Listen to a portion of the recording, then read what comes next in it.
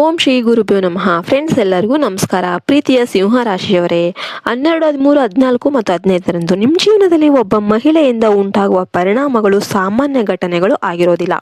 ಈ 4 ದಿನಗಳು ನಿಮ್ಮ ಗೌರವ, ನಿಮ್ಮ ಸ್ಥಾನಮಾನ, ನಿಮ್ಮ ಪ್ರೇಮ ಜೀವನ ಮತ್ತು ನಿಮ್ಮ ನಿರ್ಧಾರ ಆ ಶಕ್ತಿಯನ್ನು ಪರೀಕ್ಷಿಸುವ ಸಮಯ ಆಗಿರಬಹುದು. ಆದ್ರಿಂದ ಈ ಸಂದೇಶವನ್ನು ಸಂಪೂರ್ಣವಾಗಿ ಗಮನದಿಂದ ಕೇಳಿ. ವಿಡಿಯೋ ಇಷ್ಟ ಆಯ್ತಾ ಅಂತ ಅನಿಸಿದರೆ ಒಂದು ಲೈಕ್ ಕೊಟ್ಟು ಜೈ ಶ್ರೀರಾಮ್ ಅಂತ ಕಮೆಂಟ್ ಮಾಡಿ. ಫಸ್ಟ್ ಟೈಮ್ ನೋಡ್ತಿರೋರು ಸಬ್ಸ್ಕ್ರೈಬ್ ಮಾಡೋದನ್ನ ಮರಿಬೇಡಿ.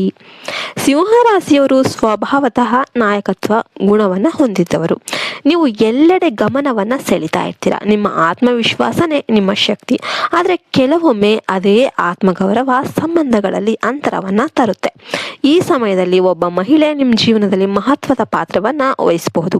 ಈ ಮಹಿಳೆ ಯಾರು ಇರಬಹುದು? ಪತ್ನಿ ಅಥವಾ ಪ್ರೇಯಸಿ, ಹಳೆಯ ಪರಿಚಯ, ಇನ್ನು ಉದ್ಯೋಗ ಕ್ಷೇತ್ರದ ಮೇಲಾಧಿಕಾರಿ ಅಥವಾ ಸಹೋದ್ಯೋಗಿ, ಯಾರಾದರೂ ಆಗಿರ್ಬೋದು, ಅಥವಾ ಕುಟುಂಬದೊಳಗಿನ ಒಬ್ಬ ಪ್ರಭಾವಶಾಲಿ ಮಹಿಳೆ ಕೂಡ ಆಗಿರಬಹುದು.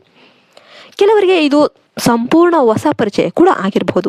ಆದರೆ ಈ ಪರಿಚಯನೇ ನಿಮ್ಮ ಹೃದಯದಲ್ಲಿ ಆಳವಾದ ಗುರುತನ್ನು ಬಿಡಬಹುದು.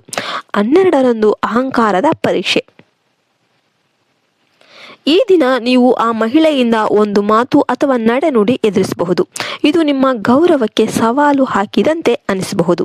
ನೀವು ತಕ್ಷಣ ಪ್ರತಿಕ್ರಿಯಿಸಲು ಇಷ್ಟಪಡಬಹುದು ಅಥವಾ ತುರ್ತು ಒಂದು ಪ್ರತಿಕ್ರಿಯೆಯನ್ನು ಸಮಸ್ಯೆ ಉಂಟು ಮಾಡಬಹುದು. ಶಾಂತವಾಗಿ ನೀವು ಆಲಿಸಿದರೆ ವಿಷಯದ ಒಂದು ನಿಜ ಸ್ವರೂಪ ಅನ್ನೋದು ತಿಳಿಯಬಹುದು. 13ರಂದು ಮನಸ್ಸಿನ ತೀವ್ರತೆ. ಈ ದಿನ ನಿಮ್ಮ ಭಾವನೆಗಳ ಗರಿಷ್ಠ ಮಟ್ಟದಲ್ಲಿರಬಹುದು. ನೀವು ಆ ಮಹಿಳೆಯ ಬಗ್ಗೆ ಹೆಚ್ಚು ಯೋಚಿಸಬಹುದು. ನಾನು ಸರಿಯಾಗಿ ವರ್ತಿಸಿದ್ದೇನಾ ಎಂಬ ಪ್ರಶ್ನೆ ಮೂಡಬಹುದು. ಸಿಂಹರಾಶಿಯವರು ಹೊರಗೆ ಗಟ್ಟಿಯಾಗಿದ್ರು ಕೂಡ ಒಳಗೆ ತುಂಬ ಸಂವೇದನಾಶೀಲರು. ಆ ದಿನ ಒಂದು ಸಣ್ಣ ಮಾತು ಸಹ ನಿಮ್ಮ ಮನಸ್ಸಿಗೆ ತಾಕಬಹುದು. 14ರಂದು ಸ್ಪಷ್ಟತೆ ಅಥವಾ ಸಂಘರ್ಷ. ಈ ದಿನ ನಿಮ್ಮಿಬ್ಬರ ನಡುವೆ ಗಂಭೀರ ಮಾತುಕತೆ ನಡೆಯುವ ಸಾಧ್ಯತೆ ಇದೆ. ನೀವು ನಿಮ್ಮ ಮನದಾಳದ ಮಾತನ್ನ ಕೇಳ್ತಾ ಇರ್ತೀರಾ.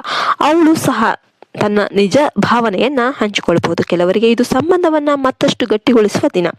ಆದರೆ ಅಹಂಕಾರ ಮರೆತರೆ ಸಣ್ಣ ಒಂದು ವಿಷಯ ಕೂಡ ದೊಡ್ಡ ದೂರು ಕೂಡ ಆಗಬಹುದು. 15ರಂದು ಫಲಿತಾಂಶ ಮತ್ತು ಹೊಸ ಅಧ್ಯಾಯ. ಈ ದಿನ ನೀವು ತೆಗೆದುಕೊಂಡ ನಿರ್ಧಾರದ ಒಂದು ಪರಿಣಾಮ ಸ್ಪಷ್ಟವಾಗಿರುತ್ತೆ.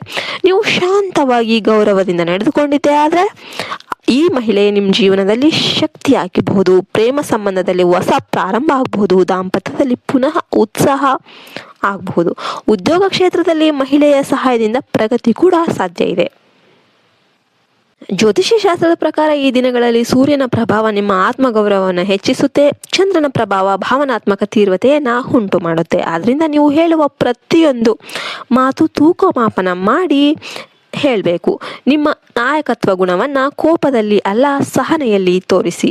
ಸಿಂಹರಾಶಿಯವರೇ, ಆ ಮಹಿಳೆ ನಿಮ್ಮ ಜೀವನಕ್ಕೆ ಕೇವಲ ಪರೀಕ್ಷೆಗಾಗಿ ಬಂದಿಲ್ಲ. ಅವಳು ಒಂದು ಪಾಠ, ಒಂದು ಅವಕಾಶ. ಕೆಲವರಿಗೆ ಇದು ಹಳೆಯ ಪ್ರೇಮದ ಮರಳಿ ಬರಬಹುದು. ಕೆಲವರಿಗೆ ಇದು ಜೀವನದಲ್ಲಿ ಮಹತ್ವದ ಸಹಯೋಗಿ ಜೀವನ ಸಮಯ. ಇನ್ನು ಕೆಲವರಿಗೆ ಇದು ಆರ್ಥಿಕವಾಗಿ ಲಾಭವಾಗುವ ಒಂದು ಸಹಭಾಗಿತ್ವ ಕೂಡ ಆಗಿರುತ್ತೆ. ಹಣಕಾಸಿನ ವಿಷಯದಲ್ಲಿ ಜಾಗ್ರತೆ ಇರೋದು ತುಂಬ ಮುಖ್ಯ. ಆ ಮಹಿಳೆಯ ಸಲಹೆ ಉತ್ತಮ ಆಗಿರಬಹುದು, ಆದರೆ ಸಂಪೂರ್ಣ ಪರಿಶೀಲನೆ ಮಾಡದೆ ಒಪ್ಪಿಗೆ ನೀಡೋದಕ್ಕೆ ಹೋಗಬಾರ್ದು. ಇದಕ್ಕೆಲ್ಲ ಸಣ್ಣ ಪರಿಹಾರ ಹೇಳೋದಾದರೆ, ನೀವು ಈ 4 ದಿನಗಳಲ್ಲಿ ಬೆಳಿಗ್ಗೆ ಸೂರ್ಯನಿಗೆ ನೀರು ಅರ್ಪಿಸಿ, ಕೆಂಪು ಅಥವಾ ಕೇಸರಿ ಬಣ್ಣದ ವಸ್ತ್ರ ಧರಿಸಿ, ಮನಸ್ಸಿನಲ್ಲಿ ಶಾಂತಿ ಮತ್ತು ವಿವೇಕಕ್ಕಾಗಿ ಪ್ರಾರ್ಥನೆ ಮಾಡಿ. ಇದು ನಿಮ್ಮ ಅಹಂಕಾರವನ್ನು ಸಮತೋಲನಗೊಳಿಸುತ್ತೆ. ಸಿಂಹರಾಶಿಯವರೇ, 12, 13, 14, 15 ಈ 4 ದಿನಗಳು ನಿಮ್ಮ ಗೌರವ, ನಿಮ್ಮ ಪ್ರೀತಿ, ನಿಮ್ಮ ನಿರ್ಧಾರ ಶಕ್ತಿಯನ್ನು ಪರೀಕ್ಷಿಸಬಹುದು. ಆದರೆ ನೀವು ಧೈರ್ಯದಿಂದ ಶಾಂತಿಯಿಂದ ನಡೆದುಕೊಂಡಿದ್ದೆ ಆದರೆ ಈ ಮಹಿಳೆ ನಿಮ್ಮ ಜೀವನದಲ್ಲಿ ಆಶೀರ್ವಾದ ಆಗಬಹುದು. ಈ ಸಮಯವನ್ನು ಭಯದಿಂದ ನೋಡಬೇಡಿ, ಜ್ಞಾನದಿಂದ ಸ್ವೀಕರಿಸಿ. ನಿಮ್ಮ ದಿನಗಳು ಜಯಕರವಾಗಿರಲಿ ಅಂತ ಹಾರೈಸಿ ಈ ವಿಡಿಯೋವನ್ನು ಮುಗಿಸ್ತಾ ಇದ್ದೇವೆ. ಜೈ ಹಿಂದ್, ಜೈ ಭಾರತ್ ಮಾತೆ. ಹರಿ ಓಂ ತತ್ಸತ್. ಸರ್ವೇ ಜನೋ ಸುಖಿನೋ ಭವಂತು.